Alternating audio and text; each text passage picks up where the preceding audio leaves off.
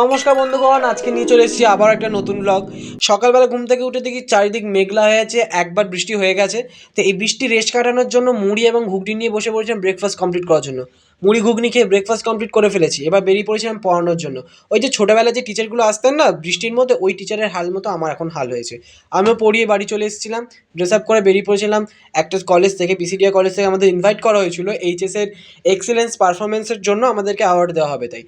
তো আমরা সেখানে পৌঁছে যাই এবং অডিটোরিয়ামে আমাদের রেজিস্ট্রেশন করার পর বসে পড়েছিলাম। তো খুব সুন্দরভাবে অর্গানাইজ করা হয়েছে পুরো প্রোগ্রামটাকে। প্রত্যেকটা স্কুল ভালোভাবে এখানে অ্যাটেন্ড করেছিল।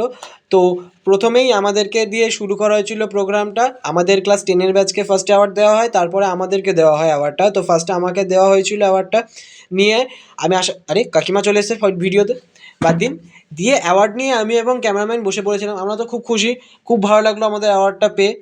তারপরে একটা ছোট্ট অনুষ্ঠান হয় যেখানে সবাই মানে সব শিক্ষকেরা এক এক করে প্রদীপ জ্বালাচ্ছিলেন। তারপরে আমাদের অনুষ্ঠান শেষ হয়ে যাওয়ার পর আমরা বাড়ি চলে এসেছিলাম। আমাদের প্রত্যেকটা গিফটস আমরা দেখিয়েছি বাড়ির লোককে, সবাই খুশি হয়েছে। আর লাঞ্চে আজকে ছিল এই দুর্দান্ত খাবারটা, খেয়ে আমার এত ভালো লেগেছে, বাসন্তী পোলাও, মটন কষা, কী যে বলবো। আপনাদের কেমন লাগলো অবশ্যই জানাবেন। দেখা হবে আবার, টাটা।